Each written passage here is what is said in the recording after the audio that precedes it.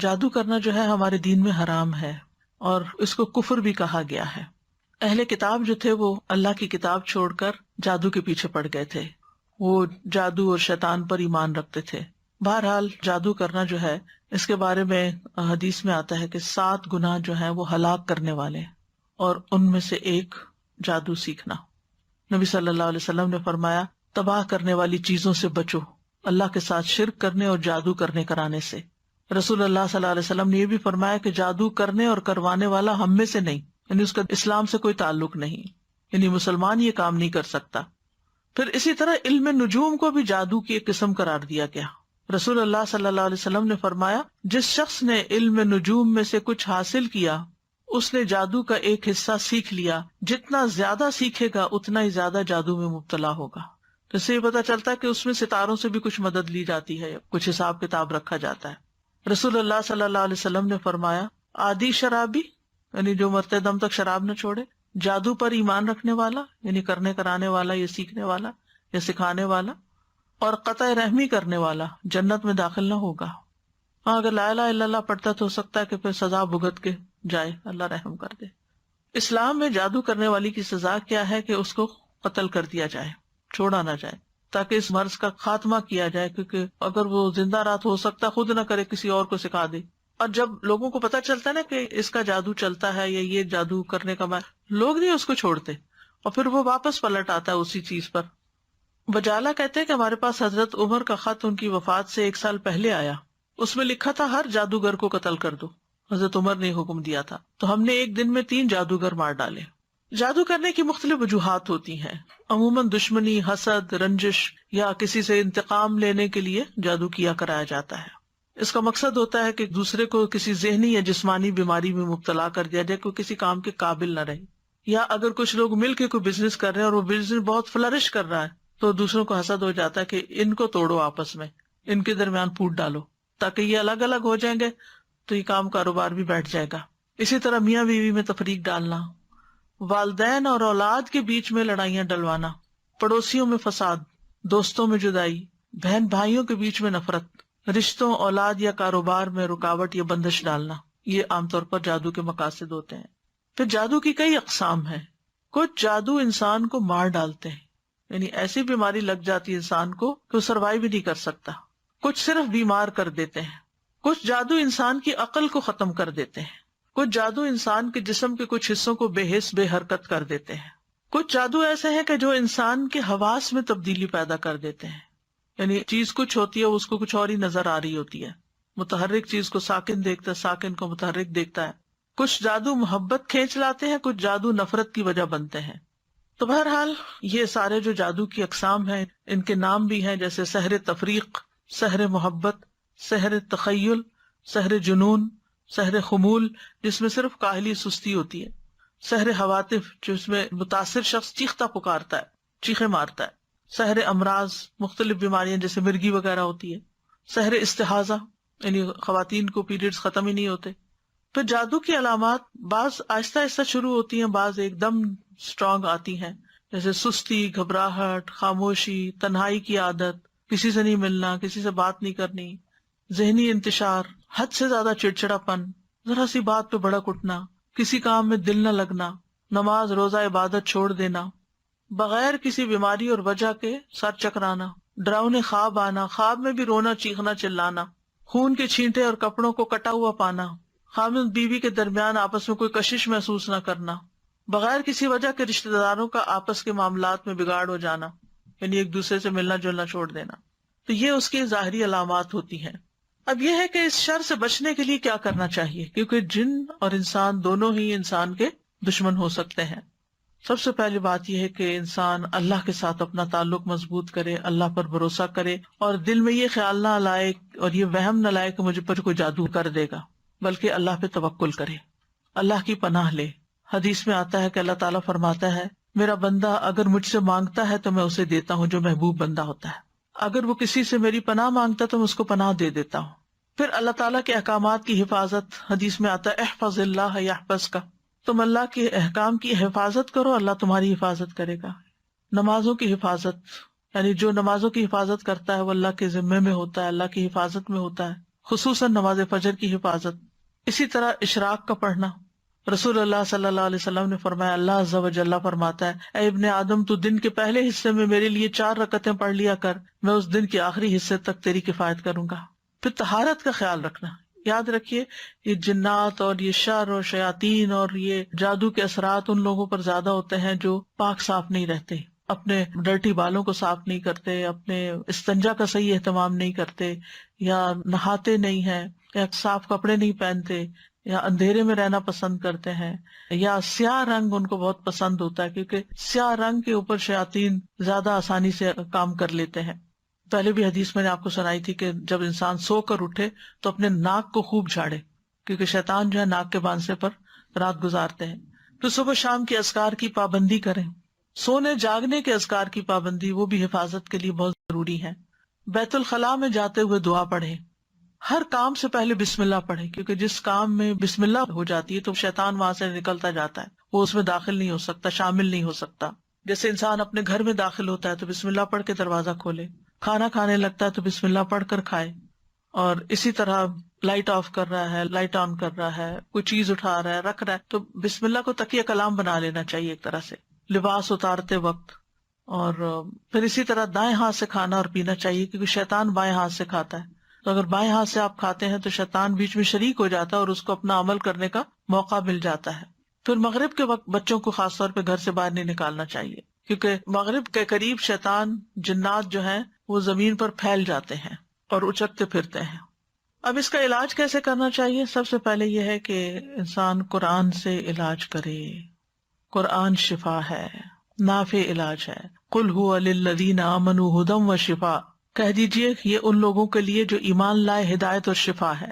وَنُنَزِّلُ مِنَ الْقُرْآنِ مَا هُوَ شِفَاءٌ وَرَحْمَةٌ لِّلْمُؤْمِنِينَ وَلَا يَزِيدُ الظَّالِمِينَ إِلَّا خَسَارًا. ہم قرآن میں جو کچھ نازل کرتے ہیں وہ مومنوں کے لیے تو شفا اور رحمت ہے، مگر ظالموں کے خسارے میں ہی اضافہ ہوتا ہے. حضرت عائشہ سے مروی ہے کہ رسول اللہ صلی اللہ علیہ وسلم ایک مرتبہ ان کے پاس تشریف لائے تو دیکھا ایک عورت حضرت عائشہ کا علاج کر رہی ہے، بیمار جو تھی یا ان کو دم کر رہی ہے. تو آپ نے فرمایا کتاب اللہ کے ساتھ اس کا علاج کرو. آپ کو معلوم ہے کہ اس زمانے میں مدینہ میں کوئی حکیم، کوئی ڈاکٹر، کچھ بھی نہیں تھا. وہ لوگ عام طور پہ بیمار نہیں ہوتے تھے. تو ایک حکیم کو پتا چلا کہ اس علاقے میں کوئی حکیم نہیں، تو وہ آ گیا کہ میں یہاں رہ کر لوگوں کا علاج کروں گا. 6 مہینے گزر گئے، اس کے پاس کوئی بھی نہیں آیا، کہ کوئی بیمار نہیں پڑا. تو آخر اس نے راز پوچھا کہ کیا وجہ ہے. اس نے کہا کہ اس وقت تک ہم نہیں کھاتے جب تک بھوک نہیں لگتی، اور جب بھی بھوک باقی ہوتی ہے تو کھانا چھوڑ دیتے ہیں. بہرحال اگر چھوٹی موٹی کوئی تکلیف ہوتی بھی تھی تو دم وغیرہ کر لیتے تھے لوگ، قرآن پڑھ لیتے تھے، مسنون دعائیں ہیں وہ پڑھ لیا کرتے تھے، علاج ہو جاتا تھا. تو آپ صلی اللہ علیہ وسلم نے فرمایا کہ کتاب اللہ کے ساتھ اس کا علاج کرو، یعنی قرآن میں سے پڑھ کر اس پہ دم کرو. اسی طرح کچھ غذائیں ایسی ہیں کہ جو علاج ہیں، جیسے کلونجی. آپ نے فرمایا کلونجی کے دانوں میں موت کے علاوہ ہر بیماری کا علاج ہے، یعنی اس تیل پر دم کر کے انسان مریض کے متاثرہ حصے جو ہیں ان پر لگا سکتا ہے، مساج کر سکتا ہے. اور کلونجی کے دانوں پہ دم کر کے وہ پھر مریض کو کھلانا بھی چاہیے. اسی طرح شہد، یعنی صبح شام 1 چمچ شہد جو ہے اگر انسان کھائے نہار منہ، اور پھر اس کے بعد کچھ نہ کھائے کم از کم آدھا گھنٹہ، تو اس سے بھی جسم کے اندر سے زہریلے مادے نکلتے ہیں. قرآن میں آتا ہے یخرج من بطونها شراب مختلف الوانہ فیہ شفاء للناس.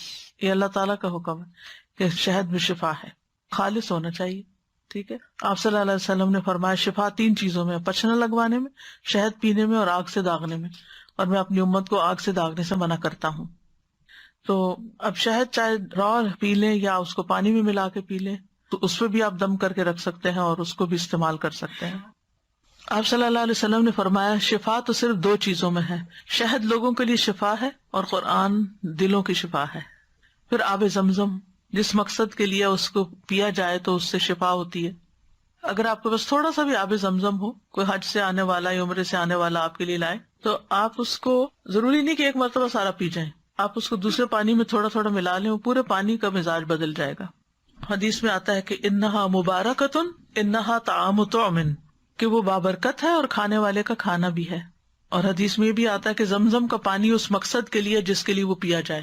اور اگر آپ وہاں جائیں اللہ کے گھر تو زمزم سے نہائیں. نیچے وہ جگہ بنی ہوتی تھی پہلے، آپ کو نہیں معلوم، تو لوگ اپنے اوپر بھی بہاتے تھے. پیچھے کا صفا مروہ کی طرف سے جائے نا باہر نکل کے، تو وہاں ٹیپس لگی ہوئی ہیں جہاں ڈائریکٹ زمزم آ رہا ہوتا ہے. بوٹل بھر کے لے آئیں اور اپنے اوپر تھوڑا تھوڑا تھوڑا کر کے سارا بہا لیں.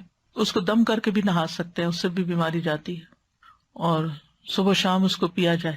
پھر اسی طرح دم کیا ہوا پانی جو ہے ناک میں ڈالنا اور جھاڑنا، یعنی ڈال کے اس کو جھاڑا جائے، کیونکہ یہ جگہ شیاطین کے بیٹھنے کی ہو جاتی ہیں. زیتون کا تیل استعمال کرنا، نبی صلی اللہ علیہ وسلم نے فرمایا زیتون کھاؤ اور اس کو لگاؤ، بے شک یہ مبارک درخت ہے. اچھا تو یہ ہے کہ شہد، زیتون کا تیل اور کلونجی کا تیل یا کلونجی کے دانے، ان کو انسان مکس کر کے رکھ لے اور اس میں سے ½ ٹی اسپون یا 1 ٹی اسپون صبح شام لے سکتا ہے یا ایک ٹائم لے سکتا ہے، کیونکہ ہر ایک کو ایک ڈوز نہیں چلتی. تو جو ان چیزوں کے ماہر ہوتے ہیں طب نبی کے، ان سے پوچھا جا سکتا ہے، مشورہ کیا جا سکتا ہے. یعنی یہ امیونٹی بڑھانے والی چیزیں، آپ اس میں سے پہلے تھوڑا لیں، آپ کو پچ گیا ہے پھر تھوڑا سا اور انکریز کر دیں، پھر تھوڑا سا اور کر دیں، پھر دیکھیں کہاں تک لمٹ ہے آپ کی. اس سے بھی انسان کے جسم کی بہت سی دردیں اور تکلیفیں جو ہیں وہ دور ہوتی ہیں. زیتون کا تیل صبح کے وقت پینا جو ہے یہ بھی بہت فائدے کا ہے. اور اب تو یہ بات بہت سننے میں آتی ہے نا کہ صبح سب سے پہلی چیز جو ہے، یا آپ کوکونٹ کا آئل لیں یا زیتون کا لیں یا کوئی بھی آئل لیں، کیونکہ وہ لیور کی کلینزنگ کرتا ہے. نبی صلی اللہ علیہ وسلم نے فرمایا زیتون کا تیل کھایا کرو. ڈائریکٹ بھی لے سکتے ہیں، اور اگر آپ کو مشکل ہے لینا تو آپ کسی چیز میں جیسے سیلیڈ وغیرہ میں ملا کے بھی کھا سکتے ہیں. فرمایا زیتون کا تیل کھایا کرو اور اس سے تیل لگایا کرو، وَالدَّهِنُ بِهِ، یعنی مساج وغیرہ کیا کرو، کیونکہ وہ بابرکت درخت ہے. تو جسم پر زیتون اور کلونجی کا تیل الگ الگ وقت پہ ملا جا سکتا ہے، دونوں کو مکس کر کے بھی ملا جا سکتا ہے. پھر اسی طرح تلبینہ کھانا، فرمایا تذهب ببعض الحزن، یہ کچھ غم بھی دور کر دیتا ہے. اجوا کھانا، 7 اجوا کھجوریں صبح کے وقت اگر کوئی کھائے تو اس سے بھی علاج ہوتا ہے. جس نے یہ کھجوریں کھا لی، نبی صلی اللہ علیہ وسلم نے فرمایا اسے زہر اور جادو کوئی نقصان نہیں دے گا. چونکہ اجوا ایک مہنگی کھجور ہے، تو اگر نہ میسر ہو تو کوئی بھی کھجور شفا کی نیت سے کھائی جا سکتی ہے. پھر سنا مکی، اس کو سنوت بھی کہتے ہیں. صبح شام اس کا ایک چھوٹا چمچہ کھانا، جیسے حدیث میں آتا ہے سنا مکی اور سنوت کو لازم پکڑو، کیونکہ اس میں ہر بیماری کا علاج ہے سوائے سام کے. پوچھا گیا سام کیا تو آپ نے فرمایا موت. اچھا، سنا مکی جو ہے یہ پیٹ صاف کرتی ہے، تو پھر ظاہر اگر زہریلے مادے آنتوں میں ہے، یہ کچھ ایسی چیزیں ہیں تو اس سے انسان کو نجات ہوتی ہے. پھر ہجامہ، آپ نے فرمایا اگر تمہاری دواؤں میں کسی میں بھلائی ہے تو پچنا لگوانے میں یا شہد پینے اور آگ سے داغنے میں، اگر وہ مرض کے مطابق ہو، اور میں آگ سے داغنے کو پسند نہیں کرتا. یاد رکھیے غیر شرعی طریقہ علاج سے ممانعت اختیار کرنی چاہیے، کہ انسان ایسے جادوگروں کے پاس جائے جو اس کو ایسی چیزیں کرنے کو کہے جو درست نہیں ہے. نشوبدہ بازو سے علاج نہیں کروانا چاہیے، اور حرام میں شفا نہیں ہے. اگر کوئی کہے کہ شراب لے آؤ، میں اس کے اوپر کچھ منتر پڑھ دیتا ہوں اور اس سے تم مت پیو تو ٹھیک ہو جاؤ گے، تو ایسی چیزیں نہیں کرنی چاہیے. پھر جادو کا علاج جادو سے نہیں کرنا چاہیے، یعنی کچھ لوگ جادوگروں کے پاس چلے جاتے ہیں اور وہ ان کے جادو کا توڑ کرتے ہیں جادو کے ذریعے. اور پھر غیر شرعی جھاڑ پھنکار جو ہے، جس کو نشرہ کہا جاتا ہے، فرمایا یہ شیطانی عمل ہے، کیونکہ اس میں جنات کی مدد طلب کی جاتی ہے، روحوں کو پکارا جاتا ہے. اسی کے بارے میں آپ نے فرمایا تھا کہ میری امت کے 70,000 لوگ بلا حساب جنت میں داخل ہوں گے. یہ وہ لوگ ہیں جو نہ جھاڑ پھونک کرواتے ہیں، نہ پھال لیتے ہیں، بلکہ اپنے رب پر بھروسہ کرتے ہیں. تو یہ غیر شرعی جو نشرہ جو ہے یا غیر شرعی دم کے بارے میں ہے. جو شرعی دم ہے سورۃ فاتحہ پڑھ کر یا ویسے قرآن پڑھ کر کسی کے اوپر جھاڑنا پھونکنا، اس سے منع نہیں ہے. اور مثلا شیطان کو بگانے کا طریقہ آپ نے کیا بتایا کہ اعوذ باللہ السمیع العلیم من الشیطان الرجیم من ہمزہ ونفخہ ونفثہ پڑھ کر تتکارا جائے، پھونک ماری جائے جس میں تھوڑی لعاب بھی ہو، تو یہ بھی تو جھاڑ ہو گئے. خود نبی صلی اللہ علیہ وسلم جب بیمار تھے تو اپنے ہاتھوں پر معوذتین پڑھ کر پھونک مار کر سارے جسم کے اوپر اپنے ہاتھ پھیرتے تھے. جب کسی مریض کے پاس جاتے تو اس کے اوپر ہاتھ پھیر کر اس کے اوپر اللہ کا ذکر پڑھتے. یہی رقیہ ہوتا ہے، یہی دم ہوتا ہے. لیکن کاہنوں اور نجومیوں کے پاس نہیں جانا چاہیے اور تعویذ وغیرہ سے بچنا چاہیے. عبداللہ رضی اللہ عنہ کہتے ہیں میں نے رسول اللہ صلی اللہ علیہ وسلم کو یہ فرماتے ہوئے سنا کہ جھاڑ پھونک، تعویذ اور گنڈے سب شرک ہیں.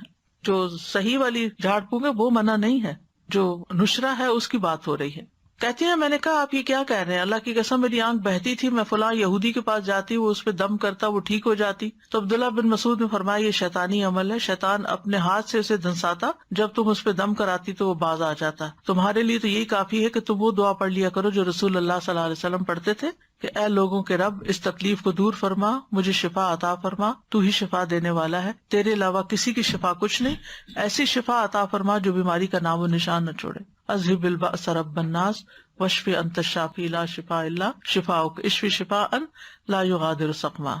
پھر اسی طرح جادو سے حفاظت کے لیے اور جادو کے علاج کے لیے سورۃ الفاتحہ جو ہے یہ بہت فائدے کی ہے۔ اور اس کی دلیل کیا ہے؟ ابو سعید خدری کہتے ہیں کہ نبی صلی اللہ علیہ وسلم کے چند صحابہ عرب کے قبیلوں میں سے ایک قبیلے کے پاس سے گزرے تو قبیلہ والوں نے ان کی ضیافت نہیں کی۔ کچھ دیر بعد اس قبیلے کے سردار کو بچھو نے کاٹ لیا۔ قبیلے والوں نے کہا کہ آپ لوگوں کے پاس کوئی دوائی یا کوئی دم کرنے والا ہے؟ تو صحابہ نے کہا کہ تم نے ہماری ضیافت نہیں کی، اب ہم اس وقت تک دم نہیں کریں گے جب تک تم ہمارے لیے اس کی مزدوری مقرر نہ کرو۔ یہیں سے راقی حضرات جو ہے وہ اس کی دلیل لیتے ہیں کہ راقی جو ہے وہ اجرت لے سکتا ہے۔ چنانچہ ان لوگوں نے چند بکریاں دینی منظور کر لی۔ پھر ابو سعید خدری سورۃ الفاتحہ پڑھنے لگے اور اپنا لعاب بھی اس جگہ پر ڈالنے لگے۔ اس سے وہ شخص اسی وقت ٹھیک ہو گیا، تندرست ہو گیا۔ چنانچہ قبیلے والے بکریاں لے کر آئے، لیکن صحابہ نے کہا جب تک ہم نبی صلی اللہ علیہ وسلم سے پوچھ نہ لیں ہم بکریاں نہیں لے سکتے۔ جب آپ سے پوچھا گیا تو آپ مسکرائے اور فرمایا تمہیں کیسے معلوم ہو گیا تھا کہ سورۃ فاتحہ سے دم بھی کیا جا سکتا ہے؟ ان بکریوں کو لے لو اور اس میں میرا حصہ بھی رکھو، یعنی خوش مزاجی سے آپ نے فرمایا۔ اور یہ اس لیے فرمایا گا کہ لوگوں کے دلوں کے اندر کراہت نہ ہو اس میں۔ تو اس میں آپ دیکھیے کہ بعض راکی اس سے یہ دلیل بھی لیتے کہ وہ 40 بکریاں تھی اور راکی کو 40 بکریوں کی قیمت تک کی قیمت لینے کا جواز ملتا ہے۔ بہرحال اللہ عالم۔ پھر سورۃ البقرہ جو ہے اس کا پڑھنا، نبی صلی اللہ علیہ وسلم نے فرمایا سورۃ البقرہ پڑھا کرو، اس کا پڑھنا باعث برکت ہے اور اس کا چھوڑنا باعث حسرت ہے، اور جادوگر اس کو حاصل کرنے کی طاقت نہیں رکھتے، یعنی اس پہ قابو نہیں پا سکتے۔ تو اس میں کیا کرنا چاہیے؟ روٹین میں روز سورۃ البقرہ کا کچھ حصہ پڑھتے رہنا چاہیے، جب پھر ختم ہو جائے پھر شروع کر لیں، پھر یعنی اور کچھ نہیں تو روزانہ 2 پیجز، یعنی صفحہ ایک صفحہ ادھر ہوتا ہے ایک صفحہ ادھر۔ مصحف عثمانی میں آپ دیکھیں آیت پہ ختم ہوتا ہے نا صفحہ، 2 صفحے ہر روز پڑھ لیا کریں، مثلا 4 صفحے ہر روز پڑھ لیں، 8 صفحے ہر روز پڑھ لیں تاکہ وہ برکت رہے۔ لگانا اور بات ہوتا ہے اور خود پڑھنا اور بات ہوتی ہے، کیونکہ اس میں تو صرف ہمارے کان سن رہے ہوتے ہیں، لیکن جب ہم خود پڑھتے ہیں تو ہمارا دل دماغ سب کچھ پھر حاضر ہوتا ہے اس میں۔ لیکن سورۃ البقرہ کی کچھ آیات جادو کے توڑ کے لیے بڑی مؤثر ہیں۔ اس میں الف لام میم سے لے کر المفلحون تک، اس کے بعد واتبعوا ما تتلو الشیاطین علی ملک سلیمان، آیت نمبر 102 سورۃ البقرہ کی، پھر آیت نمبر 163 اور 164 وَإِلَٰهُكُمْ إِلَٰهٌ وَاحِدٌ لَا إِلَٰهَ إِلَّا هُوَ الرَّحْمَٰنُ الرَّحِيمُ، پھر آیت الکرسی، پھر آمن الرسول۔ تو آپ دیکھیں زیادہ تر رکیہ تو یہی آ گیا۔ رسول اللہ صلی اللہ علیہ وسلم نے فرمایا اللہ تعالیٰ نے زمین و آسمان کی تخلیق سے 2000 سال قبل کتاب لکھی تھی، اس میں سے 2 آیتیں نازل کر کے ان سے سورۃ البقرہ کا اختتام کیا گیا، لہٰذا جس گھر میں 3 راتوں تک سورۃ بقرہ کی آخری 2 آیتیں پڑھی جائیں گی شیطان اس کے قریب نہیں آئے گا، یعنی پھر وہ جادو وغیرہ کا اثر نہیں ہوگا انشاءاللہ۔ دیگر قرآنی آیات بھی ہیں جیسے سورۃ آل عمران کی آیت نمبر 18 اور 19، شہد اللہ انہ لا الہ الا ہو، اس میں بھی توحید کی بات ہے۔ پھر سورۃ الاعراف آیت 54 سے 56 تک، ان ربکم اللہ الذی خلق السماوات والارض فی 6 ایام، اور آیت 56 ہے ولا تفسدوا فی الارض بعد اصلاحها۔ پھر سورۃ الاعراف کی آیت نمبر 117 سے لے کر 122 تک، وأوحینا الی موسیٰ ان الق عصاک فاذا ہی تلقف ما یأفکون، جو آج لیکچر کے شروع میں آیات آپ نے سنی، 117 سے 122 تک۔ پھر سورۃ یونس آیت 81 سے 82، فلما القوا قال موسیٰ ما جئتم بہ السحر ان اللہ سیبطلہ ان اللہ لا یصلح عمل المفسدین ویحق اللہ الحق بکلماتہ ولو کرہ المجرمون۔ پھر سورۃ طٰہٰ کی آیت وَأَلْقِ مَا فِي يَمِينِكَ تَلْقَفْ مَا صَنَعُوا إِنَّمَا صَنَعُوا كَيْدُ سَاحِرٍ وَلَا يُفْلِحُ السَّاحِرُ حَيْثُ أَتَىٰ۔ پھر سورۃ المؤمنون کی آیت ہے أَفَحَسِبْتُمْ أَنَّمَا خَلَقْنَاكُمْ عَبَثًا وَأَنَّكُمْ إِلَيْنَا لَا تُرْجَعُونَ فَتَعَالَى اللَّهُ الْمَلِكُ الْحَقُّ لَا إِلَٰهَ إِلَّا هُوَ رَبُّ الْعَرْشِ الْكَرِيمِ۔ یہ آگے بھی ہے أَنْتَ خَيْرُ الرَّاحِمِينَ تک۔ المؤمنون کی آیت نمبر 115 سے لے کر 118 تک، 115 سے 118، یہ سورۃ المؤمنون ہے۔ اور سورۃ طٰہٰ کی آیت نمبر ہے 69 اور یونس کی ہے 81 اور 82۔ پھر سورۃ صافات پہلی 10 آیتیں، پھر سورۃ الاحقاف 29 سے 33 تک، پھر سورۃ الرحمن 33 سے 36 تک، پھر سورۃ الحشر 21 سے 24 تک، یعنی آخری آیت جو ہے نا، لو انزلنا ھذا القرآن علی جبل. پھر اس کے بعد سورۃ التغابن آیت 14 سے 16 تک. پھر ہے سورۃ الجن آیت نمبر 1 سے 9 تک. پھر معوذات، قل هو اللہ احد، قل اعوذ برب الفلق، قل اعوذ برب الناس. پھر کچھ مسنون دعائیں بھی ہیں. شہد کے بارے میں پوچھنا چاہ رہی تھی کہ اب آج کل تو جیسے مطلب شہد کی مکھیوں کو بھی وہ اس طرح سے نہیں ہوتا کہ شہد مکھی جا کے پھول سے جا کر لے، وہ رکھ دیتے ہیں کنسنٹریٹڈ سیرپ جس سے پھر وہ شہد بناتی ہیں، تو کیا وہ بھی اس میں آئے گا؟ اگر بالکل نہ ملے اصلی شہد تو پھر وہ بھی لے سکتے ہیں، کیونکہ بہرحال شہد کی مکھی اسے پروسیس کرتی ہے اس شوگر کو، تو اس کی کیفیت بدل جاتی ہے. آپ نے کہا تھا کہ یہ جب جادو کرتے ہیں نا تو یہ روحوں کو بھی بلاتے ہیں، رائٹ؟ جن وغیرہ جو ہوتے ہیں، ناٹ انسانوں کی مری ہوئی روح ہیں، وہ نہیں. سازا ایک سوال پوچھنا تھا کہ اگر کسی کے اوپر جیسے جادو کا اثر ہو لیکن اس کو نہیں اندازہ کہ اس کے اوپر اثر ہے، اس کو اس کے اثرات محسوس ہو رہے ہیں، کوئی بیماری میں مبتلا ہو گیا، کسی پریشانی میں، اب وہ اس پریشانی کو دور کرنے کے لیے ذکر اذکار، نماز، روزہ جو بھی اپنے طور سے کر رہا ہے، تو کیا ضروری ہے کہ وہ علاج کا سوچ کے ہی جادو کا علاج کیا جائے، یا وہ اپنے جو نارمل اپنے یعنی ذکر اذکار میں بھی اضافہ کر دیتا ہے تو اس سے بھی اس کا علاج توڑ ہو سکتا ہے؟ اس سے بھی توڑ ہو سکتا ہے، ضروری نہیں کہ وہ یہ سوچ کے کرے کہ مجھ پہ جادو ہوا ہوا تو میں جادو کا توڑ کر رہا ہوں. اگر ویسے بھی، کیونکہ کبھی کبھی ذہن نہیں جاتا آپ کا کہ کوئی جادو کا اثر ہوگا، بٹ آپ کو اثرات محسوس ہو رہے ہوتے ہیں اس کے. لیکن جب آپ وہ قرآن وغیرہ پڑھتے ہیں، جو بھی ایک میں ابھی انشاءاللہ اینڈ پہ بتانا چاہ رہی تھی، ابھی بتا دیتی ہوں، اس جو کہ آپ نے پوچھ ہی لیا، کہ رقیہ بھی کئی قسم کا ہے. طویل رقیہ بھی ہے جو گھنٹہ بھر کا رقیہ ہے، اور مختصر بھی ہے جس میں وہ میں کارڈ لانا بھول گئی تھی، سبز رنگ کا کارڈ ہے، شفا کی آیات، اس کے آگے یہ دعائیں بھی ہیں جو ابھی میں بولنے والی ہوں، اور آیات بھی. آیات میں کیا سورۃ الفاتحہ ہے، البقرہ کا پہلا یعنی المفلحون تک ہے، پھر آیت الکرسی ہے، آمن الرسول ہے، معوذات ہے، قل هو اللہ، اور وہ یہ بھی اتنا مؤثر ہے کہ اگر آپ کو کوئی شک ہے اس طرح کا، یا کوئی دوائی وغیرہ اثر نہیں کر رہی، یا آپ تھکے تھکے محسوس کرتے ہیں، تو آپ اپنے ہی ہاتھ پر پڑھ کے سورۃ فاتحہ اس طرح کر کے اپنے پورے جسم پر پھیر کے اپنے آپ کو جھاڑیں، پھر اس کے بعد سورۃ البقرہ کا پہلا رکوع پڑھ کے پھر جھاڑیں، پھر اسی طرح یعنی ہر جو آیت ہے سورۃ البقرہ ہی کے، اور پھر معوذات ہر دفعہ پڑھ کے جھاڑیں. آپ یقین کریں اگر آپ نے یہ کیا نا تو آپ پہلے سے لازم بہتر محسوس کریں گے. ایک دفعہ آپ کا اپنا ہاتھ ہی پھر گیا نا تو اسے ایک تو جسم کی سرکولیشن بھی ہو جاتی ہے، دوسرا جب آپ اس کو جھاڑتے ہیں اس طرح کر کے تو آپ کو یوں لگتا ہے جس سے آپ سے کوئی چیز، کوئی نیگیٹو انرجی گئی ہے، اور آپ کو بہت اچھا فیل ہوتا ہے. یہ تو کبھی کبھار ایسا کر ہی لینا چاہیے، لیکن بعض اوقات یہ ہوتا ہے کہ آپ کی اتنی اسپرٹس لو ہیں کہ کچھ لوگ پڑھ ہی نہیں سکتے، یا کچھ لوگ پڑھتے ہیں بس وہ بے یقینی کے ساتھ پڑھتے ہیں، آدھا دل سے پڑھا آدھا نہیں پڑھا. تو آپ دیکھیں جب ہم بیمار بھی ہوتے ہیں نا تو سب سے پہلے کیا کرتے ہیں، ہم ٹوٹکے کرتے ہیں، گھر میں کرتے ہیں نا، چائے پی، لونگ والی چائے پی لو، ادرک والی چائے پی لو، ٹیبلٹ کھا لو، پین کلر لے لو، سوپ لے لو، یخنی پی لو، وغیرہ وغیرہ، یہ کام کرتے ہیں. اور جب نہیں کام چلتا پھر کیا کرتے ہیں، پھر ڈاکٹر کے پاس جاتے ہیں. تو بعض اوقات ڈاکٹر وہی چیز آپ کو بتا رہا ہوتا ہے جو آپ خود بھی کر رہے تھے. کس چیز کا فرق پڑتا ہے، پہلے آپ یقین سے نہیں کر رہے تھے، پہلے آپ بس تکے بازی کر رہے تھے نا کہ شاید اس سے ہو جائے، شاید، لیکن اب کیا نہیں، ڈاکٹر نے بتایا اب تو یہ فائدہ دے گا ہی مجھے، یعنی ایک اور طرح کی فیلنگ آتی ہے. اسی طرح ایک بات آپ کسی ایک عام انسان کے منہ سے سنتے ہیں تو آپ پر اثر نہیں ہوتا، وہی بات ایک اسکالر یقین کے ساتھ کہتا ہے تو آپ اس کو پکڑ لیتے ہیں. یعنی کہنے والے کے کہنے سے بھی بڑا فرق پڑتا ہے، ڈائریکشن مل جاتی ہے ایک. اور پھر یاد رکھیے اس میں انسان کی نفسیات انوالوڈ ہے، انسان کی سوچ کا بڑا عمل دخل ہے، انسان کی جو کیفیات ہیں ان کا بڑا عمل دخل ہے. آپ نے دیکھا ہوگا کہ کچھ لوگوں کے پاس آپ تھوڑی دیر بیٹھ جائے تو آپ ایک فریش فیل کرنے لگتے ہیں. اب مثال کے طور پر جو سائیکاٹرسٹ ہوتے ہیں وہ باتیں ہی تو کرتے ہیں، تو آپ باتوں سے کیوں ٹھیک ہو جاتے ہیں؟ کیونکہ وہ ایسی باتیں کرتے ہیں کہ جو ایک سینس بناتی ہیں، پھر آپ کے اپنے جو کنفیوژن دور ہونے لگتے ہیں، آپ اپنے آپ کو انالائز کرنے لگتے ہیں، پھر آپ اتنا بڑا پہاڑ جو بنایا ہوا ہوتا ہے وہ بالکل چھوٹا سا بنایا جاتا ہے کہ ہاں یہ تو کچھ بھی نہیں تھا، میں نے کیوں اس کو اتنا ہوا بنایا ہوا تھا، میں اس چیز سے کیوں ڈر رہی تھی. تو بعض اوقات انسان جو چیز سوچتا رہتا ہے نا وہی ہونے بھی لگتی ہے. اللہ جانتا ہے کہ اس کے پیچھے کیا حکمت ہے. جب ہم ایک بات سوچے جاتے تو وہ چیزیں.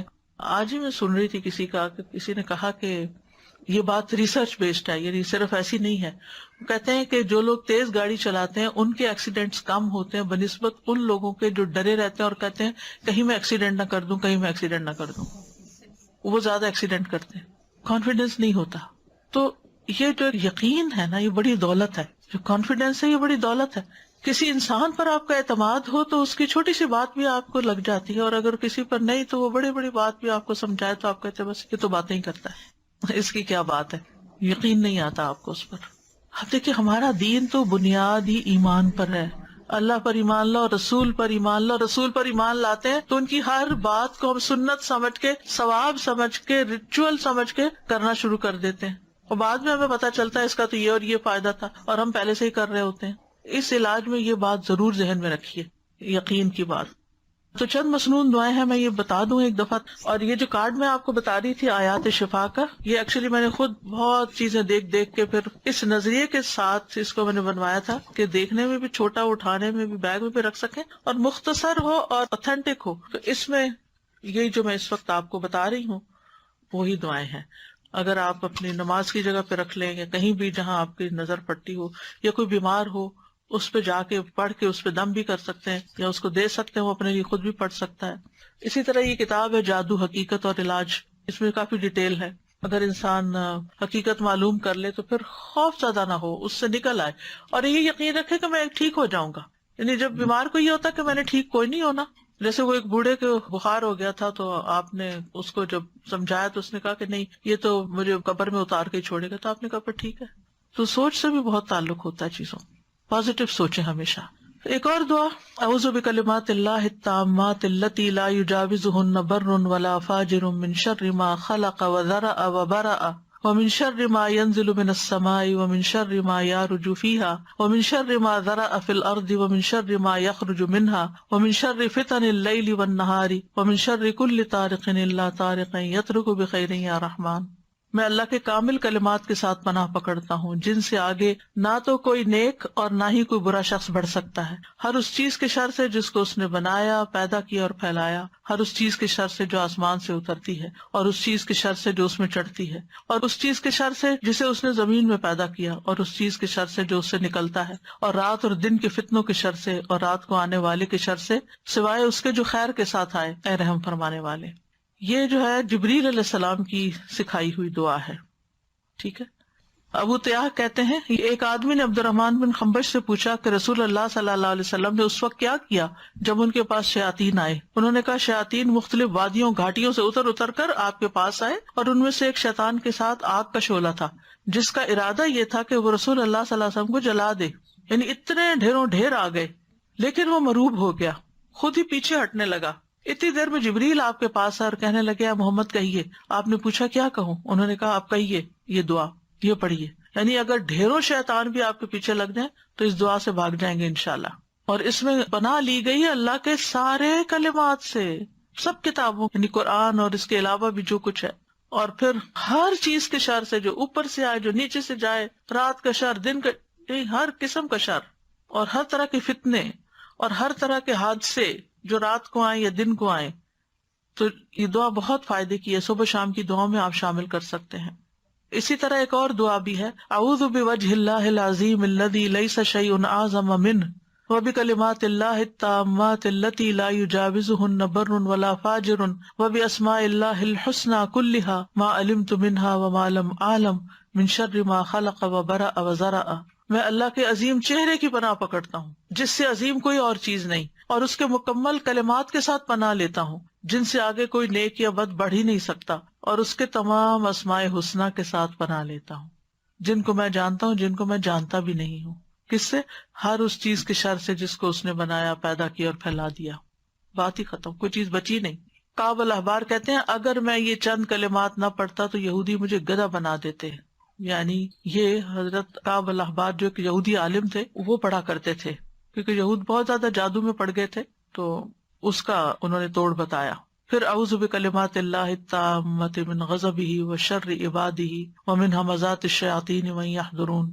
میں اللہ کے تمام کلمات کی پناہ میں آتا ہوں اس کی ناراضگی سے، اس کے بندوں کی شرارتوں سے، شیطانوں کے وسوسوں سے، اور اس بات سے کہ وہ میرے پاس آئیں.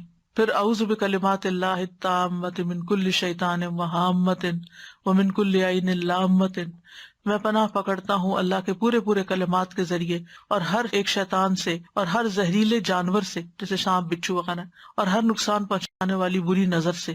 پھر 3 دفعہ شام کے وقت اعوذ بکلمات اللہ التامات من شر ما خلق اور بسم اللہ الذی لا یضر مع اسمہ شیء فی الارض ولا فی السماء وهو السمیع العلیم. پھر اسی طرح اگر آپ دوسرے کو دم کر رہے ہیں تو اللہم رب الناس مذہب البأس اشفی انت الشافی لا شفاء الا شفاء الا انت شفاء لا یغادر سقما. یہ صحیح بخاری کی روایت ہے. پھر اذہب البأس رب الناس انت الطبیب وانت الشافی. اے اللہ جو لوگوں کا رب ہے تکلیف دور کر دے، تو ہی طبیب، تو ہی شفا دینے والا ہے. امسح البأس رب الناس بیدک الشفاء لا کاشف لہ الا انت. اے لوگوں کے رب اس تکلیف کو دور کر دے، شفا تیرے ہاتھ میں ہے، تیرے علاوہ کہیں اور سے شفا نہیں مل سکتی. پورا یقین و توکل اور بھروسہ اللہ پہ. بسم اللہ ارقیک من کل شیء یؤذیک من شر کل نفس او عین حاسد اللہ یشفیک. بسم اللہ ارقیک، میں اللہ کا نام لے کر آپ پر دم کرتا ہوں ہر اس چیز سے جو آپ کو تکلیف پہنچائے، ہر نفس کے شر سے اور نظر بد سے. اللہ آپ کو شفا عطا فرمائے. میں اللہ کا نام لے کر آپ پہ دم کرتا ہوں. بسم اللہ یبریک ومن کل داء یشفیک ومن شر حاسد اذا حسد وشر کل ذی عین. اللہ کے نام کے ساتھ وہ آپ کو صحت دے اور ہر بیماری سے شفا دے، اور حاسد کے شر سے جب وہ حسد کرے، اور ہر بری نظر والے کے شر سے محفوظ رکھے. اور اسأل اللہ العظیم رب العرش العظیم ان یشفیک 7 دفعہ پھر پڑھے. میں اللہ عظمت والے سے دعا کرتا ہوں جو عرش عظیم کا رب ہے کہ وہ تمہیں شفا دے دے. تو یہ ہے علاج. آپ خود بھی کریں، اگر نہیں کام چلتا تو پھر کسی ماہر راقی سے بھی کروا سکتے ہیں علاج. لیکن توڑ اللہ کے کلام میں ہی ہے جو کہ جائز بھی ہے اور فائدہ مند بھی ہے، کیونکہ غلط طریقوں سے جادو کا توڑ جادو سے کرانا جو ہے یہ منع ہے. اور بعض اوقات وہ جنات کو اس طرح مدد کے لیے پکارتے ہیں کہ جس میں شرک کا پہلو بھی آ جاتا ہے. اچھا، ایک بات یہ کہ جب آپ علاج کرا رہے ہو نا تو کسی سے ذکر بھی نہ کریں، کیونکہ شیاطین پھر اور ہوشیار ہو جاتے ہیں اور مزید اٹیک شروع کر دیتے ہیں بعض اوقات. سادہ جی میں ایک کوشچن بس پوچھ رہی تھی کہ نظر بد اور جادو سیم تھنگ ہے یا ڈفرینٹ ہے؟ نظر بد جادو الگ ہے، نظر بد الگ ہے. علاج ایک ہی ہے تقریباً. السلام علیکم استاد. جی وعلیکم السلام. میں تھوڑا سا لمبی بات کروں گی، ہو سکتا ہو جائے، لیکن یہ ہے کہ یقین کے لیے سب کو میں آج ہی کا تازہ اپنا واقعہ سنانا چاہتی ہوں. جی سنائیے. میں انگلینڈ سے آئی ہوئی ہوں یہاں پر تو وزٹ کے لیے، تو آج میں آپ سے ملنے کے لیے آ رہی تھی. تو 2-3 دن سے میں یہ پروگرام بنا رہی تھی بہن کے ساتھ کہ مجھے لے چلو. تو میں ساتھ ہی اپنے اندر فیصلہ کر رہی تھی، کسی سے کوئی بات نہیں کی، کیونکہ 15 میں اسلام آباد گئی تھی آپ کے ادارے میں کورس کرنے کے لیے. تو میں وہاں 2-3 ماہ رہی ہوں، تو تقریباً 3 سپارے ہمارے ہو گئے تھے. لیکن یہ ہے کہ اچانک یہ ایک دن نا میرے ساتھ واقعہ پیش آیا کہ میں وہاں ٹوائلٹ میں گئی ہوں، تو وہاں پر نا مجھے جیسے ہی اپنے ہی یونیفارم میں ایک لڑکی نظر آئی ہے سامنے. تو اس نے مجھ سے سٹاپ کرا کے تو پوچھا ہے، تو کہتی ہے کہ آنٹی آپ سارے ایگزام دے رہی ہیں؟ تو میں نے اس کی طرف دیکھا تو اس کی آنکھوں میں نا کچھ یعنی کہ عجیب چیز نظر آئی ہے. تو میں چونکہ کلاس چھوڑ کے آئی تھی، میں جلدی میں تھی، میں نے رکی نہیں اور اس چیز پہ میں نے بادر ہی نہیں کی. تو میں واپس چلی گئی اس کو یہ کہہ کے کہ جی میں دے رہی ہوں ایگزام. لیکن نیکسٹ ڈے سے ہی میرا پیٹ ایسے خراب ہوا کہ میری وہ دوبارہ علاج ہو ہی نہیں سکا. 3 ویک میں میرا 11 کلو سے زیادہ ویٹ کم ہو گیا. جہاں بھی میں گئی جو چیز بھی اندر کچھ جا ہی نہیں رہا تھا. یہاں تک کہ ڈاکٹر نے پھر مجھے یہی کہہ دیا کہ آپ واپس چلی جائیں، یہاں کا پانی آپ کو سوٹ نہیں کیا. میں اور میری بیٹی دونوں ہم تھے وہاں پر. تو بہت دکھ تھا میری بیٹی کو بھی چھوڑ کے آنے کا، مجھے بھی، کہ بہت کوششوں کے بعد میں گئی تھی وہاں یہ کرنے. بہرحال میں واپس آ گئی. مختصر یہاں آ کے بھی بیٹی نے تو اللہ کا شکر ہے کہ کر لیا، آن لائن کر لیا، تو اس کا کمپلیٹ ہو گیا، میں نہیں کر سکی. پھر اس کے بعد چھوٹی موٹی یہ بقرہ وغیرہ اور عمران سورت کی میں نے کورس کیے، لیکن وہ میرا نہیں ہو سکا. میں نے اس چیز پہ کوئی توجہ نہیں دی تھی. لیکن کچھ عرصہ سے میں یہ فیل کر رہی ہوں کہ تب سے مجھے ایسے لگتا تھا کہ میرے برین پہ جیسے ایک ڈھکن بند کر دیا جاتا ہے، میں وہ میمورائز نہیں کر پا رہی قرآن جیسے میں پہلے کرتی تھی. تو میں نے نہیں کیا. لیکن یہ اب کچھ وہم سا کہہ لے، میں نے اس کو وہم ہی سمجھا، اور میں نے یعنی کہ نا یہ سوچنا شروع کیا کہ وہ کیا تھا. وہ مجھے ہر دفعہ پنچ کرتا تھا کہ وہ لڑکی، اس کی آنکھیں، وہ کیا تھا، وہ کون تھا. تو اب میں کچھ وہم میں آئی تو میں نے سوچا کہ میں آپ سے ذکر کروں گی اس چیز کا کہ شاید مجھے کچھ ایسا اثر ہے کہ اس کے علاج کا. لیکن نظر بھی ہو سکتی ہے کیونکہ آپ کی ایج زیادہ تھی عام بچیوں سے، تو انہوں کو اچھا آپ پڑھ رہی ہیں، آپ کس پارے ہو رہے ہیں. اسی وجہ سے میں کیونکہ شور نہیں تھی تو لیکن یہ میں نے سوچا آپ سے ذکر کر کے آپ سے پوچھوں گی. لیکن آج صبح جب میں نماز کے بعد بیٹھی تو مجھے یہی آپ جو حدیث سنا رہی ہیں یاد آئی کہ وہ 70,000 جو کہ نہ جھاڑ پونچھ کرتے ہیں نہ کچھ. تو میں نے فیصلہ کیا کہ نہیں میں نہیں ذکر کروں گی، میں اللہ ہی سے وہ دعائیں کروں گی.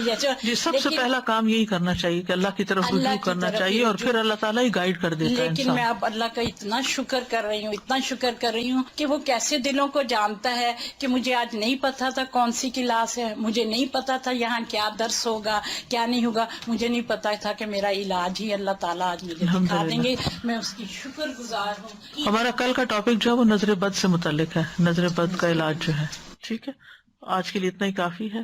وآخر دعوانا ان الحمد للہ رب العالمین. سبحانک اللہم وبحمدک، اشہد ان لا الہ الا انت، استغفرک واتوب الیک. السلام علیکم ورحمۃ اللہ وبرکاتہ.